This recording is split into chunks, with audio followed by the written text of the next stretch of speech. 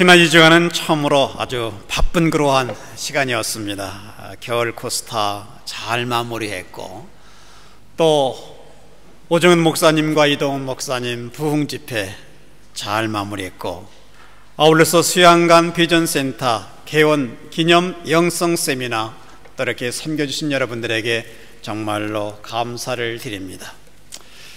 이번 비전센터 개원 예배 또 영성 세미나 정말 우리 교회가 앞으로 유럽과 또 불어권 아프리카 또 프랑스 또 중동권 선교에 아주 귀한 역할을 차지할 수 있도록 우리가 귀한 목사님들과 선교사님들을 보내주셨습니다. 아부다비 또 터키 아프리카 말리 또 이태리 독일 스페인 모로코 미국 또 한국 프랑스 이렇게 각 나라 대표들이 오셔서 또 각 나라 사역 나눔과 또 기도 비전을 함께 나눌 수 있는 아주 좋은 선교의 귀한 포럼을 함께 나눌 수가 있었습니다.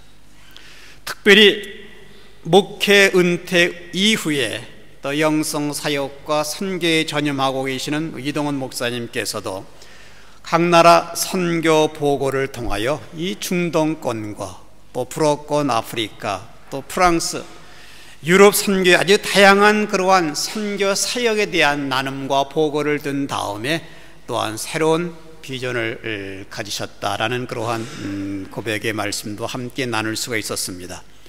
몇몇 목사님들이 도착한 이후에 바로 메일로 감사 내용을 아주 짤막하게 보내주셨습니다.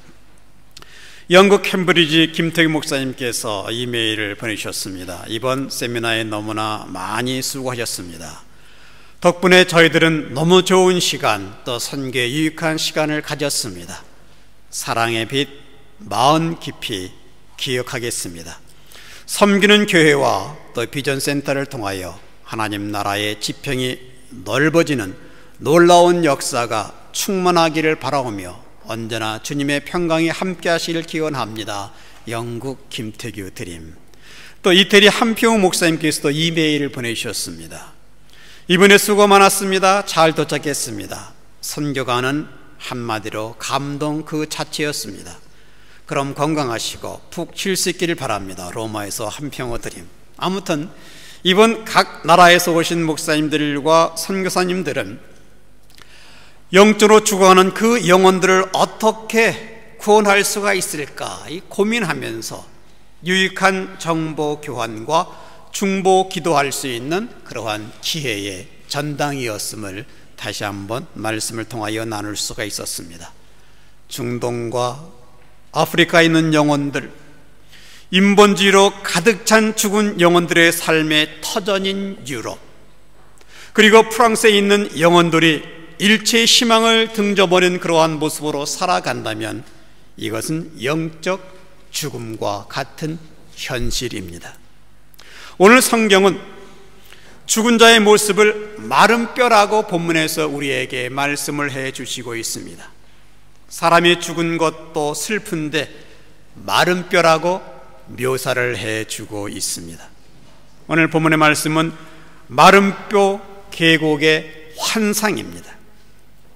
반드시 이것은 완벽한 하나님의 새로운 구원 행위를 보여주고 있는 또 다른 형상인 것을 볼 수가 있습니다. 이 환상의 마른 뼈 계곡은 우리가 생활하는 실제 현장에 일어날 수 있는 영적인 문제라고 할 수가 있습니다. 에스겔이 본 굴러다니는 마른 뼈는 아무것도 할 수 없는 그저 마른 뼈일 뿐입니다. 그런데 에스겔 선지자는 어느 날 하나님의 신이 이끌려서 이제 어느 골짜기로 가게 되었습니다. 거기에는 마른 뼈가 아주 가득 쌓여 있었습니다. 영적 직관력을 가진 에스겔 선지자는 그 당시 이스라엘 민족의 상태인 것을 알았습니다. 에스겔이 이러한 환상을 접하던 때는 주전 580년경, 그때 이스라엘은 이미 망한 그러한 시대였습니다. 하나님의 백성이 하나님을 떠나고 교만하고 우상을 세우는 나라가 되었을 때에 나라를 잃게 되는 그러한 운명을 겪으며 바벨로니아 포로로 끌려가게 되었습니다. 다시는 재기할 힘이 없는 그러한 민족이 이제 되어버리고 말았던 겁니다. 바로 그 시기에 하나님이 에스겔에게 이러한 환상을 지금 보여주시고 계신 겁니다. 마른 뼈가 굴러다니고 있는 이 처절한 골짜기를 봤을 때에 하나님은 에스겔 선자에게 아주 생각지 못한 질문을 지금 던지고 계십니다. 3절 말씀 보시기 바랍니다. 에스겔아, 이 뼈들이 다시 살 수가 있느냐? 아마도 에스겔은 고민하고 있었을 것입니다. 아닙니다, 살 수가 없습니다, 이렇게 대답을 하면 죽은 자를 살리시는 하나님의 능력에 대한 자기의 불신을 드러내는 것이 될 것이고, 네, 살 수 있습니다 라고 하기에는 이 골짜기 모습이 너무나 처량하고 처절하기에 자기 확신이 없었던 겁니다. 이러지도 저러지도 못하는 상황 속에서 적절한 대답이 이제 생각이 났습니다. 그래서 대답하기를 3절 하반절 말씀에 주 여호와여, 주께서 아시나이다. 과연 이 뼈들이 다시 살아날 수가 있습니까? 이 질문은 하나님의 생기인 숨이 이 뼈들 속에 들어가는 인간의 첫 창조를 바로 생각해 만들고 있습니다. 또한 하나님은 이스라엘 민족이 아무리 가망 없는 죄인들이라도 구원하시고 새롭게 하실 수 있는 재창조의 하나님이심을 우리에게 말씀하고 있는 겁니다. 그렇습니다. 저와 여러분들은 구원하신 주님의 보혈의 능력, 지금도 우리 머리부터 발끝까지 더러워지고 지친 육체와 영을 새롭게 하고 변화시킬 수 있는 성령의 능력은 보혈의 능력을 통하여 이룰 수 있는 비밀을 우리에게 말씀해 주고 있습니다. 그러나 우리가 주님을 의지할 때만 가능하고 영으로 살려고자 하는 은혜를 갈망할 때만이 치유와 기적이 일어날 수 있다는 사실을 우리는 알고 있어야 한다는 그러한 말씀인 것입니다. 오늘 말씀은 이스라엘 백성들의 영적인 상태일 뿐만 아니라 그리스도 밖에 살고 있는 믿음 없는 사람들을 가리켜서 성경은 그들이 죽었다라고 묘사하고 있는 그러한 말씀의 내용을 보게 됩니다. 영적으로 죽었다고 말을 합니다. 에베소서 2장 1절에 죄와 허물로 죽었던 너희들을 영적으로 죽었다는 그러한 말은 바로 하나님과 단절되었다, 이러한 말을 우리에게 말씀해 주고 있는 것입니다.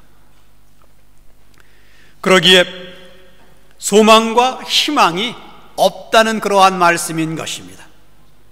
그러나 희망이 없는 죽은 자를 어떻게 다시 살려낼 수가 있을까? 이 물음에 대한 대답을 오늘 말씀 속에서 우리는 찾을 수가 있다는 겁니다. 본문은 두 단락으로 나누어 살펴볼 수가 있습니다. 전반부가 1절에서 3절 말씀까지 하나님을 알지 못하는 불신자들의 영적인 상태에 대한 진단을 지금 말씀하고 있고, 두 번째 단락은 4절부터 10절 말씀까지는 처방이 나와 있는 것을 볼 수가 있는 것입니다. 우리가 병원에서 의사가 진단할 때에 의사가 정확한 진단을 처방해야만 생명에 지장이 없는 것을 우리는 이미 알고 있습니다. 초창기 저희 교회에 함께 이제 세워나가면서 섬겼던 이풍자 집사님이 계셨습니다. 남편은 대사관 무관직을 이제 사임하고 아시우스의 경영대학원 그랑제골에 다녔습니다. 몸이 피곤해서 의사를 만나보면 계속적으로 백혈구가 약하다고 처방을 하였습니다만, 나중에 검사 결과 자궁암 3기로 진단병이 나와 그냥 고생만 하다가 세상을 떠나시게 되었습니다. 병원의 오진 때문이었습니다. 제가 병원에서 근무할 때에도 이 오진으로 말미암아 또 환자들의 생명을 잇는 것도 종종 저는 또한 볼 수가 있었습니다. 제가 오래전부터 친하게 지냈던 브루노 아빠도 의사는 감기 증세로 처방하였는데 검사 결과 끝에 폐암으로 말미암아 소천하시게 되었습니다. 정확한 진단이 확실한 처방을 할 수 있다는 겁니다. 마찬가지로 믿는 저와 여러분들의 영혼도 말씀 중심적인 올바른 처방을 갖고 있을 때에 건강하고 활력 있는 신앙생활을 할 수 있다는 겁니다. 오늘 본문의 진단은 그 당시에 이스라엘 백성들의 영적 상태입니다. 신약적으로 적용한다면 불신자들의 신앙 상태인 것을 보게 됩니다. 이들은 죽어있는 상태라고 성경은 진단하고 있습니다. 마른 뼈다. 희망이 없습니다. 이것이 진단입니다. 그렇다면 어떻게 진단해야만 합니까? 복음 앞으로 나와야만 합니다. 이것이 처방입니다. 희망이 있단 말입니까? 성경은 희망이 있다고 말을 합니다. 이것이 바로 복음인 것을 볼 수가 있는 것입니다. 하나님의 처방은 두 가지로 우리에게 주어지고 있습니다. 첫째 처방은 하나님의 말씀이 있어야 한다는 그러한 처방입니다. 왜냐하면 복음은 새 생명을 주고 있기 때문입니다. 본문의 말씀 37장 4절 말씀 보시기 바랍니다. 또 내게 이르시되 너는 이 모든 뼈에게 대언하여 이르기를 너희 마른 뼈들아 여호와의 말씀을 들을지어다. 하나님의 말씀을 들려주어야 한다는 것 우리에게 말씀하고 있습니다. 5절 말씀에 마른 뼈에 생기가 임할 것이라고 말씀하고 있습니다. 주 여호와께서 이 뼈들에게 말씀하시기를 내가 생기로 너에게 들어가게 하리니 너희가 살리라. 이제 6절 말씀에서 마른 뼈에 심줄이 생길 거라고 말씀하고 있습니다. 너희 위에 심줄을 두고 살을 입히고 가죽으로 덮고 너희 속에 생기를 두리니 너희가 살리라. 또 나를 여호와인 줄 알리라 하셨다 하라. 드디어 7절에 이에 내가 명을 쫓아 대언하니 대언할 때에 소리가 나고 움직이더니 이 뼈 저 뼈가 들어맞아서 뼈들이 서로 연락하더라. 마른 뼈를 향하여 말씀을 전하는 순간에 이제 뼈들이 맞춰지기 시작을 합니다. 지금 기적이 일어나고 있는 것입니다. 한 개인에게도 민족에게도 복음을 받을 가망성이 없어 보입니다. 예수 믿을 희망이 없어 보이고 있습니다. 그러나 불가능한 마른 뼈를 향하여 주님의 말씀을 선포할 때에 살아나는 그러한 예언의 역사가 우리의 복음 전파를 위하여 바로 영원히 살아날 것을 바로 기대하시는 하나님의 그 모습을 본문 속에서 우리는 발견할 수가 있는 것입니다. 우리가 할 일은 순종하는 것뿐입니다. 순종했을 때에 기적은 일어납니다. 주님만이 이 세상 모든 사람을 살릴 수 있다는 겁니다. 불가능하다고 보이는 사람이 어느 날 말씀을 받고 그리스도를 영접하고 새로운 인생을 삶의 영역 가운데 일으키는 그러한 감격을 경험하는 것, 이것은 하나님의 말씀을 대언할 때에 바로 기적이 일어나고 있는 그러한 현실들입니다. 내가 성경을 흔드는 것이 아니라 성경이 나를 흔들어야만 합니다. 말씀 앞에 순종하는 그 순간 이 성경 말씀이 저와 여러분 그리고 하나님께서 지명하고 선택한 모든 자들을 이제 변화시키는 놀라운 역사를 일으키고 있다는 사실들입니다. 주님께서 말씀하신 그대로 이 말씀과 더불어 나누기 시작했을 때에 전도와 기적의 놀라운 역사가 일어나고 있습니다. 희망 없이 내일을 잃어버리고 시간을 빼앗기는 이들에게 다시 살리는 처방이 하나님의 말씀의 나눔 속에서 일어나고 있습니다.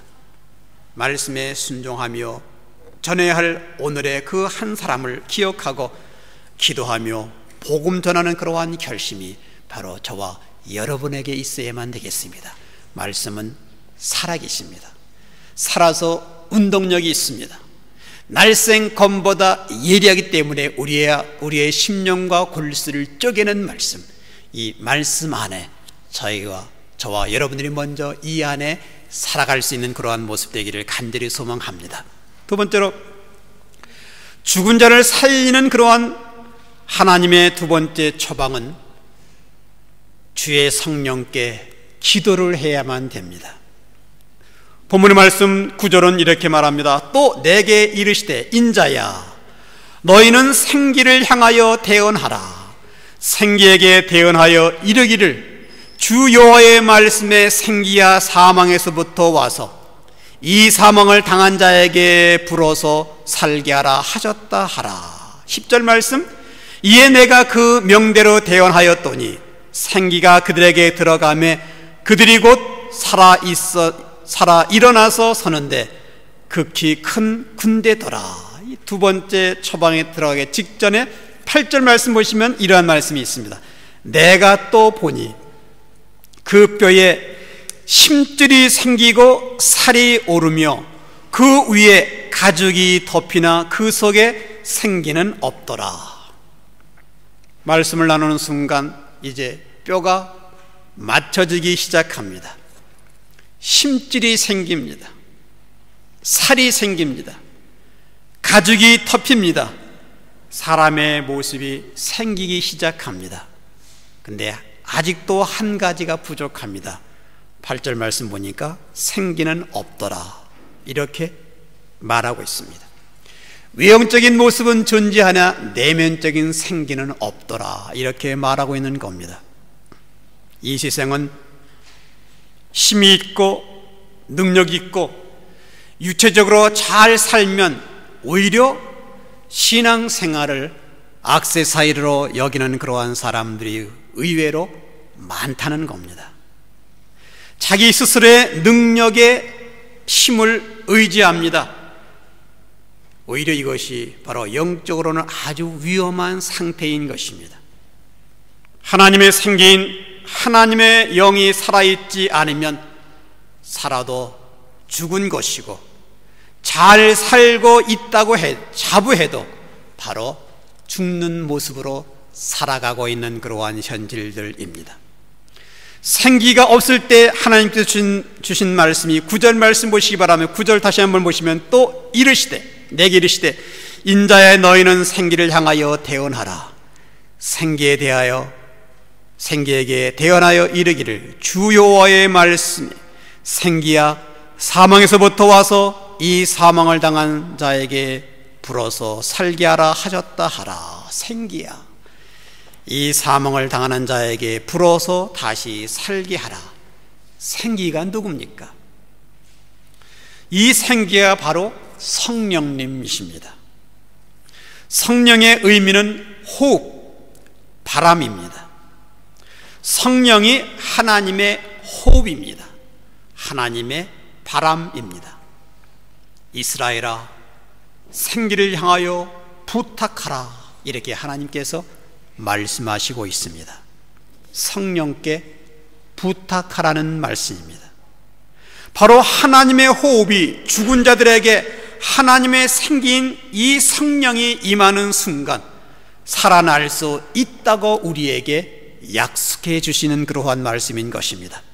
다시 말하면 하나님의 말씀 사역과 함께 죽은 자를 살리는 또 하나의 필요한 사역, 그것은 바로 성령님의 사역입니다.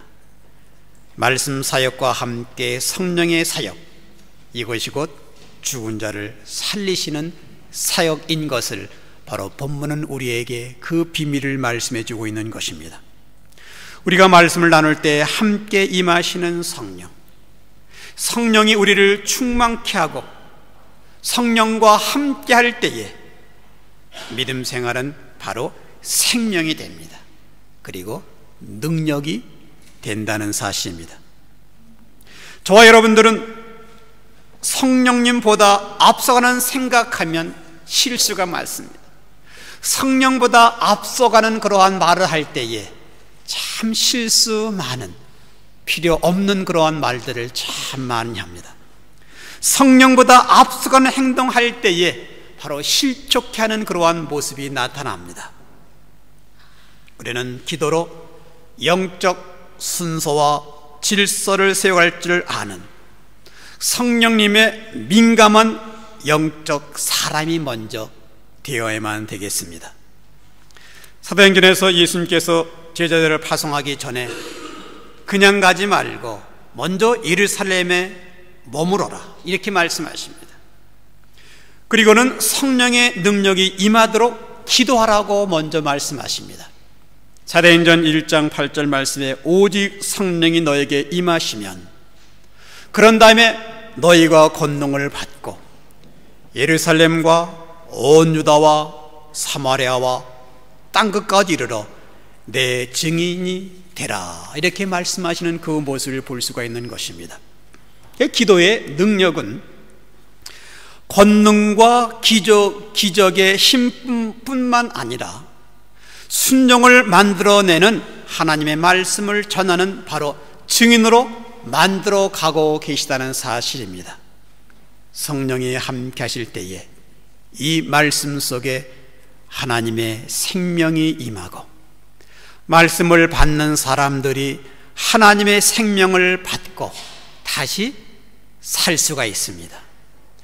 허물과 죄로 죽어있는 영혼을 살리는 이 환상을 볼 수 있는 교회, 바로 기도와 성령의 충만을 받고 살아갈 수 있는 그러한 모습이 저와 여러분이 되시길 간절히 소망합니다. 그리고 성령의 역사는 기도하라는 요구사항이 있습니다. 왜냐하면 기도하는 곳에 성령의 역사가 임하기 때문입니다.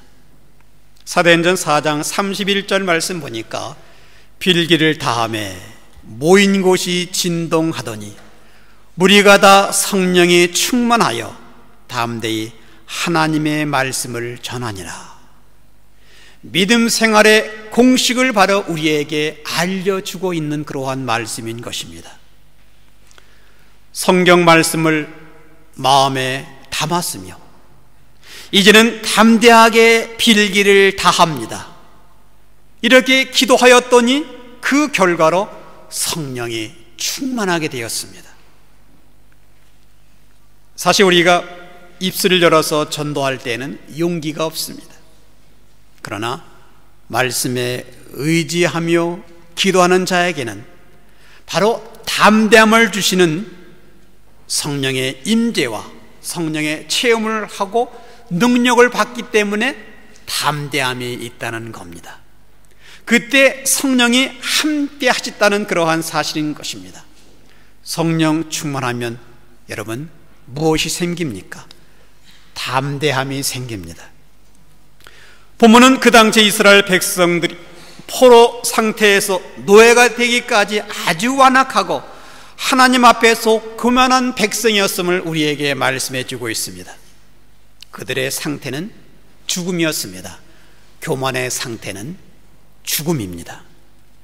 하나님을 떠난 그들은 바벨로니아의 포로로 끌려가고 있었습니다. 민족들이 다시 살아갈 수 있는 그러한 희망을 다 빼앗겼던 그러한 상황이었습니다. 세상적으로도 육체적으로도 어려울 때를 보면 우리를 항상 하나님께서 교만한 나를 낮추게 했더라도 하나님의 사랑과 소망을 보게 하시는 그 하나님은 바로 마른 뼈 환상을 통하여 우리에게 말씀하시는 하나님이십니다. 에스겔 36장 전체는 이스라엘 백성의 그 멸망에서 회복을 말씀해 주고 있는 그러한 말씀이 바로 본문의 말씀 전 에스겔 36장인 것을 볼 수가 있습니다. 끝이 아닙니다. 마지막이 아닙니다. 다시 살 수 있습니다. 이러한 예언의 그 회복의 예언의 그 말씀이 바로 36장에 기록되어 있는 그러한 모습을 볼 수가 있습니다. 참고적으로 36장 36절 말씀 보시면 이러한 말씀이 있습니다. 너의 사면에 남은 이방 백성이 나 여호와가 무너진 곳을 건축하며 황무한 자리에 자리에 심은 줄을 알리라. 나 여호와가 말하였으니 이루리라. 이 바로 황폐한 땅에 너희들을 다시 심겠다, 이렇게 말씀해 주고 있습니다. 이 땅에 생수의 강이 다시 흘러갈 것이고 열매를 맺게 할 것이다, 회복할 것이다. 나 여호와가 이루리라. 내가 말하였으니 이루리라. 하나님께서 약속해 주셨습니다. 거기서 끝나지 않고 더 중요한 말씀이 바로 36장 37절 말씀 보니까 나 주 여호와가 말하노라. 그래도 이스라엘 백성 이와 같이 자기들에게 이루어 주기를 내게 구하여 할지라. 내가 그들의 인수로 양떼같이 많아지게 하되. 하나님께서는 이스라엘 민족에게 지금 회복을 약속하시면서 내가 이루리라. 하나님이시기 때문에 이루시면 됩니다. 그런데 37절 말씀에 그래도 내가 이룬다고 회복을 약속했지만 그래도 이스라엘 백성이 이루어 달라고 내게 구하여야 한다, 이렇게 우리에게 말씀하고 있는 겁니다. 하나님이 약속된 회복, 이 부활은 우리가 기도할 때에 바로 시작된다는 그러한 말씀을 제시하고 있습니다. 그 약속을 믿고 기도하는 사람에 의하여 모든 것이 곧 이루어진다는 약속을 우리에게 말씀은 제시하고 있는 것입니다. 하나님은 저와 여러분을 통하여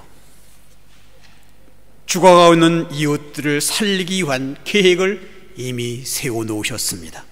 하나님의 계획입니다. 하나님의 비전입니다. 하나님의 꿈입니다. 이 약속이 실현되는 것은 곧 기도하기 시작할 때에 이루어진다는 비밀을 우리에게 소개해 주시고 계십니다. 성도님들이 죽은 영혼들을 구원할 수 있도록 엎드려 기도할 때에 바로 성령께서 임하십니다.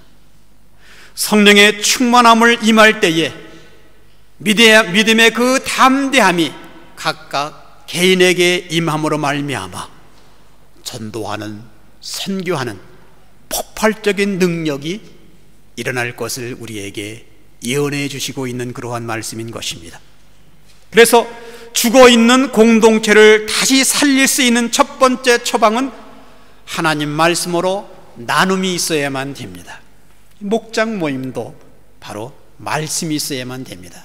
모든 성도님들은 바로 이 목장 속에 함께 우리가 소속되어서 하나님의 말씀이 목장 안에서 있어야만 됩니다. 목장들은 끼리끼리 모임이 아니라 더 큰 교회를 향한 하나님의 그 기대를 놓치지 않도록 바로 연합하는 공동체, 말씀의 공동체로 세워져야만 합니다. 그리고 두 번째 처방은 성령님의 도우심을 바로 기도해야만 됩니다. 성령의 약속을 믿고 엎드려 기도하는 시간은 기도하는 대상에게 성령께서 임하는 그러한 장면을 바로 볼 수 있도록 만들어 주시고 계십니다. 그럴 때 수많은 사람들이 살아나는 그러한 광경을 바로 37장에서 우리는 볼 수가 있는 겁니다. 골짜기를 가득 차 있었던 마른 뼈들이 이제는 커다란 군대로 임하는 놀라운 모습을 보기 시작합니다. 그래서 37장 10절 말씀에 이에 내가 그 명한 대로 예언하였더니 생기가 그들에게 들어가매 그들이 곧 살아 일어나서 서는데 극히 큰 군대더라. 이 한 사람이 아니라 수없이 많은 사람들이 바로 일어나기 시작합니다. 거대한 군대가 되었습니다. 하나님의 군대가 되어서 하나님의 명령을 이루기 위하여 군대의 환상이 지금 보여지기 시작합니다. 이것이 바로 부흥의 환상이며 바로 새로운 시대가 밝아오고 있는 그 우리의 환상인 것을 볼 수가 있는 것입니다. 새로운 역사가 일어나고 있는 겁니다. 우리의 믿음의 선배들은 수많은 영혼들이 들어오는 그러한 사건을 가리켜서 부흥이라는 그러한 단어를 사용했습니다. 이 시대에 부흥이 필요하다고, 아니 우리 교회에 부흥이 필요하다고 여러분 생각하지 않습니까? 우리의 신앙의 선배들은 죄를 지적할 때 통회하면서 회개했습니다. 그럴 때에 성령이 임했습니다. 우리도 죄를 지적할 때 우리는 통회하고 회심하면서 먼저 회개를 해야만 됩니다. 여기에 성령께서 임하시기 때문입니다. 놀라운 기쁨으로 복음을 전할 수가 있기 때문입니다. 하나님의 이름을 부르며 하나님을 붙잡고 민족의 내일을 향한 소망을 갖기 시작합니다. 바로 우리 교회에, 이 프랑스 땅에 우리 교회의 비전 사역, 이 센터 사역을 통하여 이번 불어권 아프리카, 중동권, 프랑스, 유럽의 넓은 그런 의미와 부흥의 놀라운 역사가 일어날 수 있도록 바로 사명을 우리 교회에게 하나님께서 맡겨주셨습니다. 우리의 이 역사를 휩쓰는 성령의 바람이 다시 불기를 합심하여 기도하고 순종할 수 있는 그러한 공동체가 바로 우리 교회 공동체가 되기를 간절히 소망합니다. 하나님의 생기가 다시 한번 이 땅을 휩쓸 수 있도록 놀라운 역사가 말씀과 기도를 통하여 이루어지기를 소망합니다. 우리의 죄를 겸손히 하나님 앞에 엎드려 통회하며 기도하기 시작할 때에 역사는 나를 통하여 새롭게 이루어질 것입니다. 사망을 당한 영혼들 속에 하나님의 생기가 임하기를 기도하고 말씀이 임하도록 살아계신 하나님의 권위 앞에 압도당하는 영적인 생활상, 이러한 생활상이 되기를 간절히 소망합니다. 그럴 때 역사는 저와 여러분을 통하여, 몸된교를 통하여, 귀한 사명을 가슴에 품고 있는 하나님의 사람을 통하여 말씀을 묵상하고 그리고 기도할 때에 성령께서 임하시기에 우리는 하나님의 놀라운 역사를 이 땅에 펼칠 수 있는 그러한 삶의 내용을 하나님 말씀은 우리에게 제시해 주고 있습니다. 이 말씀에 따라, 기도에 따라 성령의 충만함으로 움직일 수 있는 그러한 모습이 저와 여러분의 모습 되기를 주님의 이름으로 기원합니다. 오 하나님 아버지 감사합니다. 성령의 놀라운 역사와 인도하심은 하나님의